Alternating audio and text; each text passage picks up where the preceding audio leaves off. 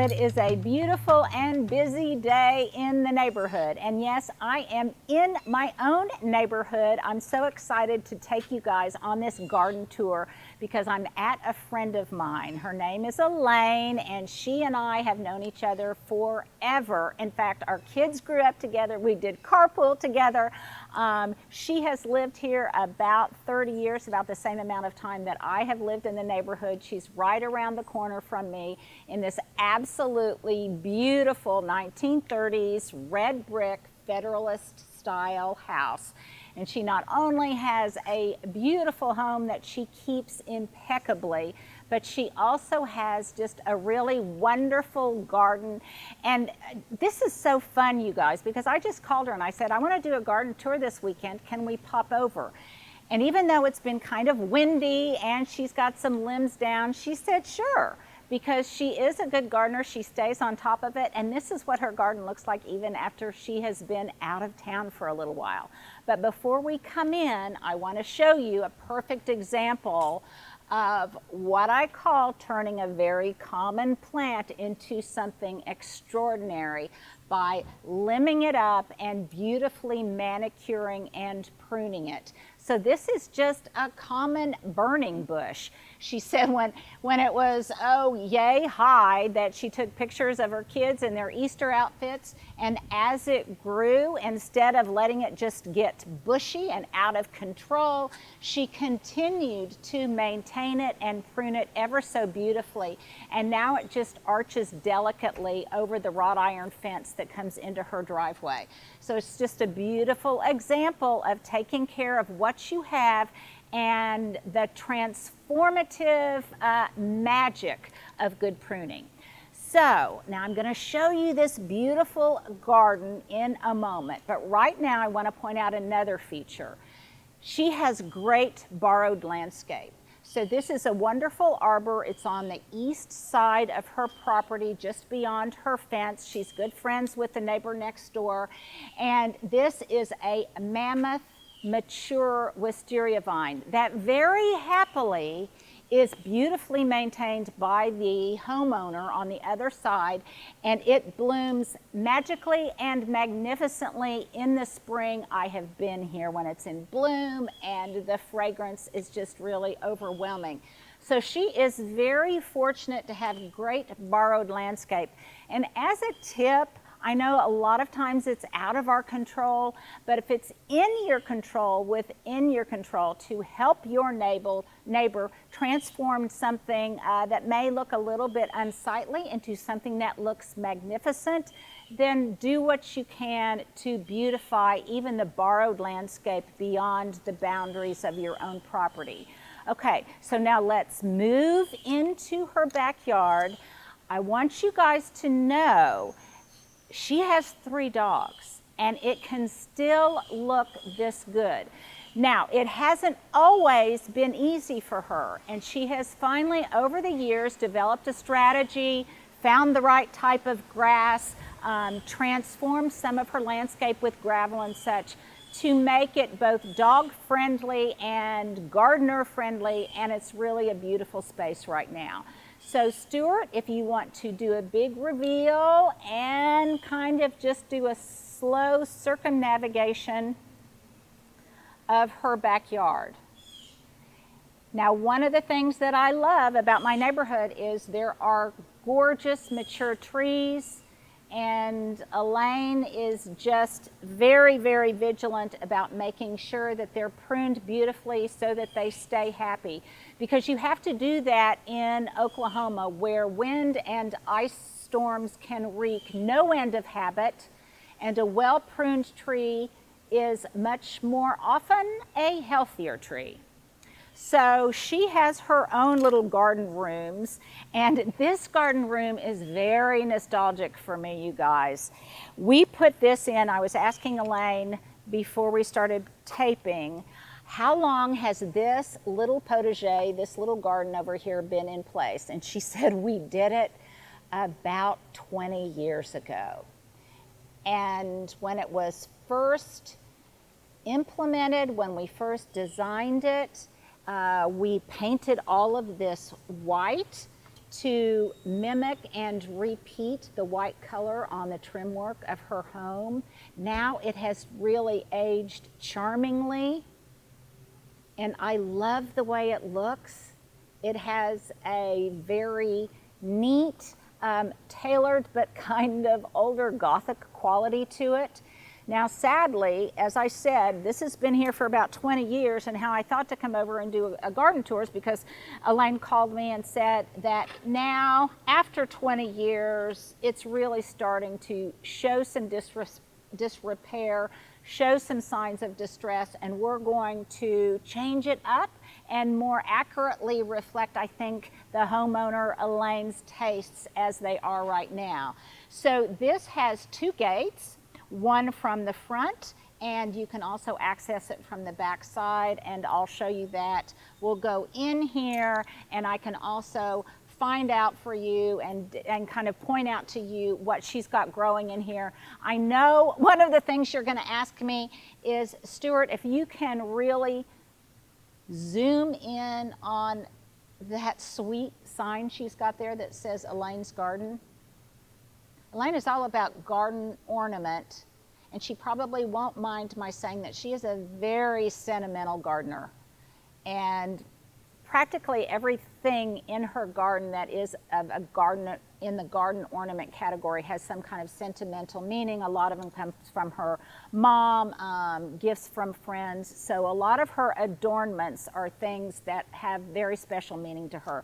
And I think that's important, and it really helps personalize your garden and make it very specifically your own. So, but even though it looks great, all is not well. She said to make sure to point out, she's got a couple of topiaries here. These are Dwarf blue Alberta spruces. One is just fine, even here in August. It's got some new growth on it. This one, she told me, and this has been an experience I have had, that the drainage hole in this pot got clogged, and because of that we've had lots of heavy rain and it just kind of drowned. And so you can see there's lots of distress to it, and she'll have to kind of rethink this. Can she continue to have the symmetry of 2? Will she highlight this one in a different way as a focal point? But that is just an example of how the garden is constantly changing. Now, a while ago, I think I was influential in this. She wanted a kind of walkway that would be on the west side, and the west side of this garden, and help define it, but for practical purposes also give her a nice walkway where she could putter and work on her long window box pots that she's got running along the front. I can remember when we did these, and they have had various things in them over the years. They change seasonally. I can remember talking about these finials. These are just wooden finials, you guys, that you can get at Home Depot or whatever in the wood, with the lumber and the trim and all of that kind of work. But look at how much more special it makes this panel look, how much more defined and finished it looks because of the finials and the top caps on these posts. And then we've got beautiful lattice work. Again, this was all painted white.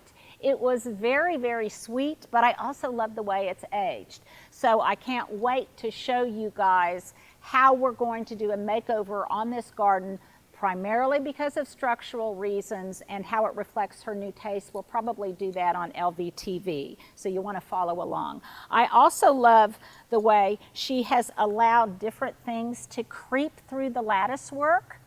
I think this is a kind of spirea, and she's pulled it through, and she also has some rose vines. She's got, this looks like it might be Carolina jasmine, and she can weave this through.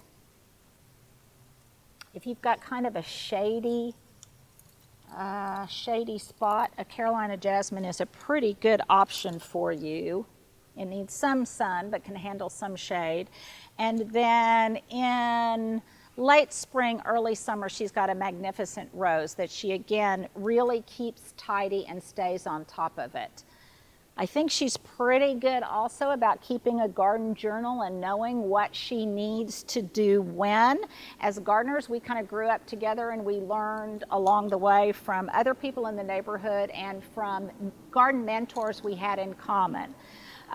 You'll also notice that she grows a lot of the same things that I grow, because that's a great tip. If it works in your neighborhood, if it works in your geographical context, then it will probably work in your garden. So let's come this way, Stewart. And yes, this does look like it's a Carolina jasmine.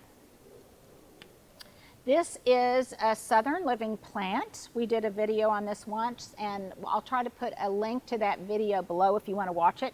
When we filled 2 pots with this Coppertop Viburnum and different kinds of seasonal color that spilled out over the edge. And what I like about this, and you'll notice, I don't know if she's been influenced by me or if it's her tastes. She's got lots of green on green too, you guys. It's August, pops of color, but not huge expanses of color. And yet you could hardly say that her garden doesn't have tons of visual interest. You can hear that wind. Okay, Stewart, follow me over here. So she has kind of a flagstone patio here with some gravel, not unlike mine. She is a huge fan of the Lowe's gravel, just like me. She said they recognize her at Lowe's because she is always buying it in huge quantities. But this is where they keep their firewood. It's stored over here, easily accessible to what I will show you later, which is their outdoor wood burning fireplace. So she saves, I love this about her, she saves her kindling, nothing goes to waste, and she's got it here so that she can fire up her fireplace as she sees fit with some good dry kindling. Okay, so if you come in here, you can see this is just a sweet little romantic garden. It's got a very southern quality to it. She did, again, about 20 years ago, I remember laying these out. This is just Wintergreen Boxwood, and she has some blue hyacinth bean, purple hyacinth bean, growing up these Gardener's Supply Titan 2 tours. I'll put a link to those below. She's got some topiary in here. She's got tons of pollinators. She's got milkweed, she's got Rudbeckia, she has some Penstemon, she has lots of mint that she keeps in control. She's just got all sorts of things, herbs that both she as a cook and the pollinators both love. She's got just buckets over here. I've talked about this as a strategy of container gardening with her tomatoes in them, which she said were just glorious. And then we had a big windstorm and they toppled over. But she has managed to kind of rein them in. And I love the way she's got this just old lattice work on the fence, similar to what I did at my home, and she's got ivy that grows up the fence, softens that facade, but really keeps it under control and tamed, because as you can see, she too has ivy growing up the side of her house, but she keeps it at about window level. Okay, so I think this is absolutely charming. It's a good vantage point. It's got good air circulation. It runs north-south, and it's got a nice vista down the length of her driveway. So she also has an area over here, which I have seen her use on occasion, with a potting bench over here. So she'll have a little potting bench over here, and under the shade of this I'm not sure what it is, this tree, she can pot in comfort, and she can play with her herbs and everything like that. So it's really very fun. Okay, she has, as I said, 3 dogs. So over the years, she has put in some wrought iron fencing that kind of circumscribes the shadier areas of her garden. Don't trip as you back up, Stewart. And this keeps the animals, the dogs out, but it also reflects and mimics the wrought iron that she has on her driveway gate and other appointments that she has in her home. These are probably 25 to 30-year-old Japanese spreading yews that do wonderfully in the shade. And because they're protected back here both from the wind and from pets, they have matured and look absolutely gorgeous and provide a wonderful textural contrast to the hydrangeas she has over in here. She's got an assortment of oak leaf hydrangeas. I'm not sure exactly what variety these are, some kind of mop heads, macrophylla. And then, like me, she has a background of nandina that looks beautiful in the winter, has great berries now that look attractive even when they're not in color. And just is a wonderful foil to soften that fence. And that's especially important, you guys, when the fence is new and you want something to kind of instantly age it. A backdrop of nandina is a good answer. And then back in here, she's got an assortment of ground covers, again, that she really stays on top of, probably just by mowing it down very short or weed eating it down very short in the spring. Now, this is very fun, you guys. This is a wonderful old pecan tree that has a treehouse in it. You can see the ladder. Again, her kids are my age. Her oldest son is a neurologist. Her daughter was in my son Johnny's class, and they have another son, William, and again, they grew up with my kids. A lot of times they come over for Thanksgiving. We shared carpool for many, many years, and this was a favorite spot for the kids to play. I even love the way now it kind of groans in the wind. Isn't that fun, Stewart? And you can see that there were things that grew up, a vine that grew up, but the texture and the gnarliness and the magical hobbit-like quality of that tree, I just adore it.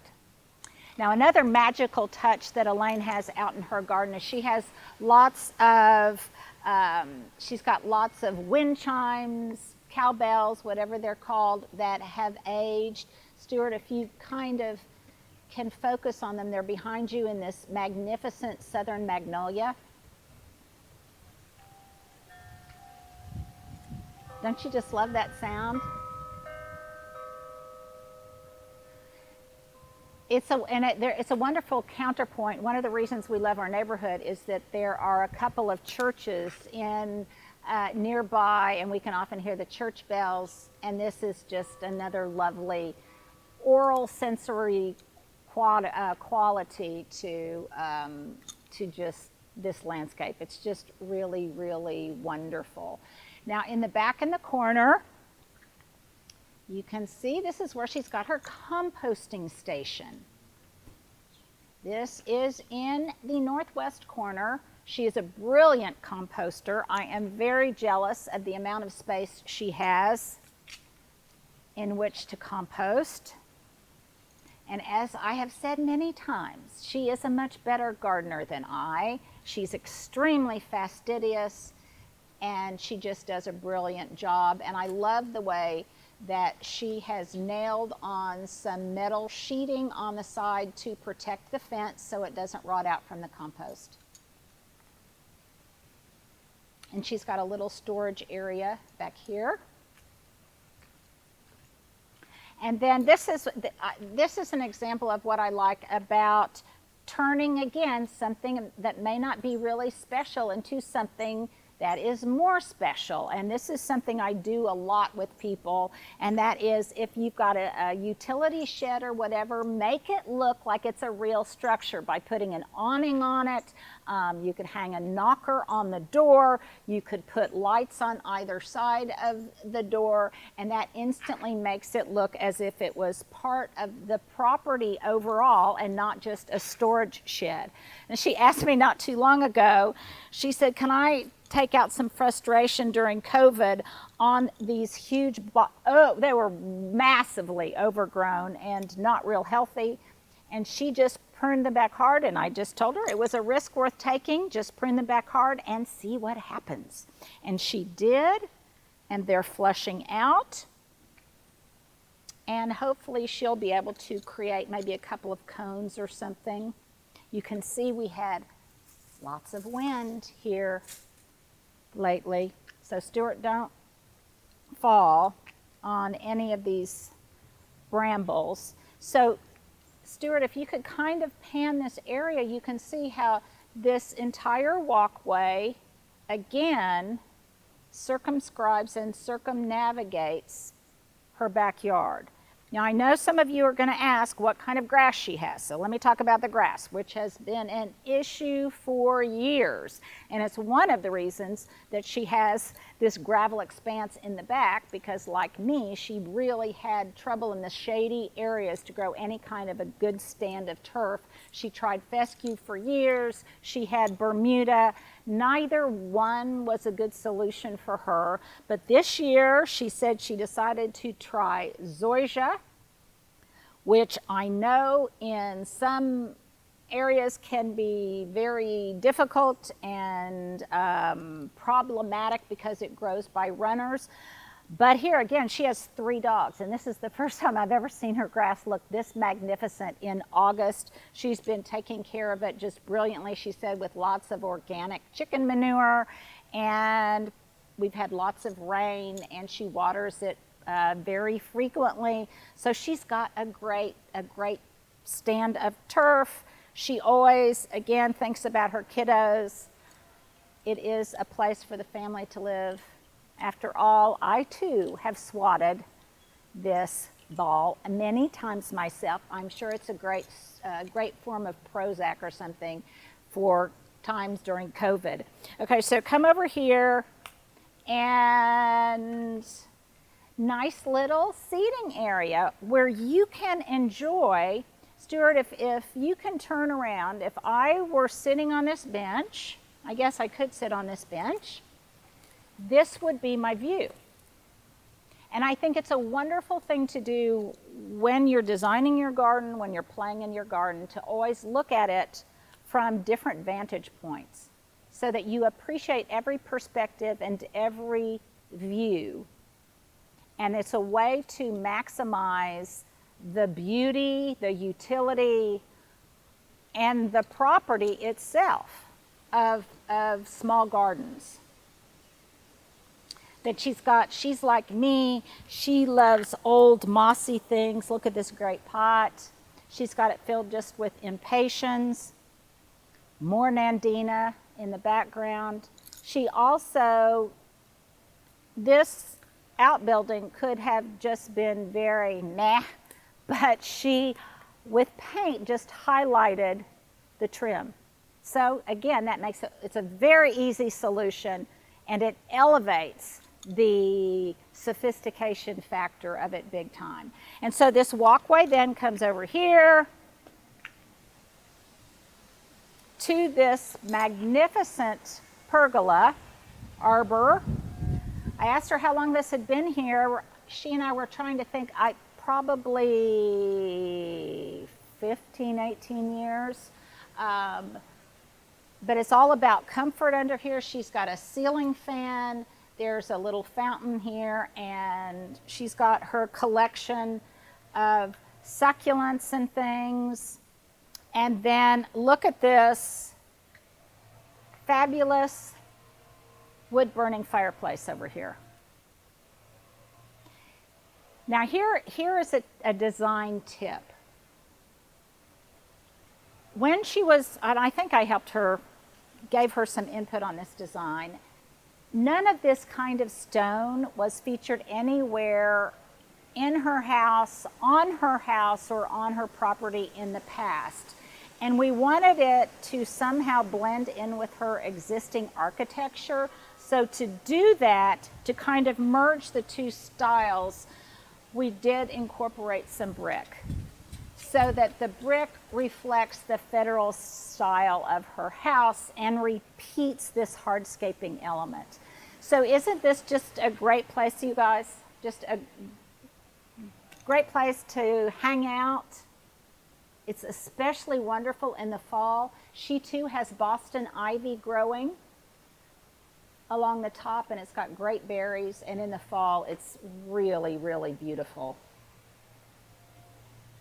Okay, here's an idea to steal, you guys. You love this. It always helps sometimes to elevate your pots. And she collects stones. So look how she's taken some of her gathered stones and used them as pot feet for this aged terracotta pot. And like I say, she might have gotten this idea. You can see maybe lots of Linda Vater influences here. She's got lots of buckets. I bet this is a chef's choice rosemary in here. Lots of herbs. And then, Stewart, be careful going down the step. Very good.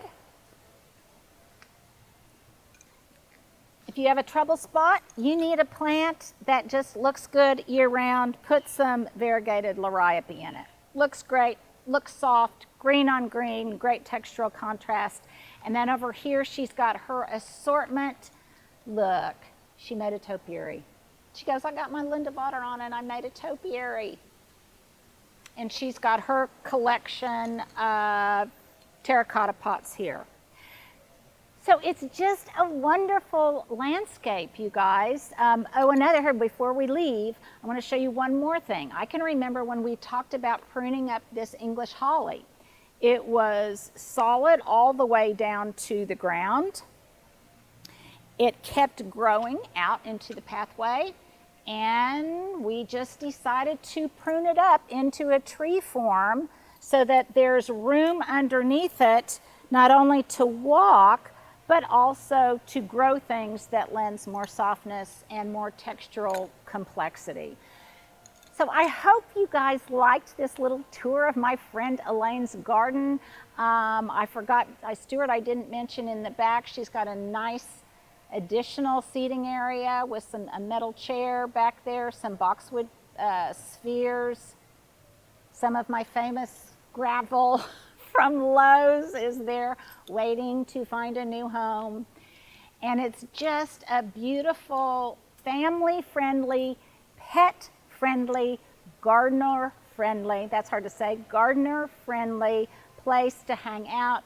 I love visiting it. It's very nostalgic for me. Elaine and I have known each other for years, and you guys hopefully will come back on LVTV. We are going to do a makeover on her herb garden. I can't wait to show you all of the details. Thanks for hanging out with me, you guys. Have a great Saturday.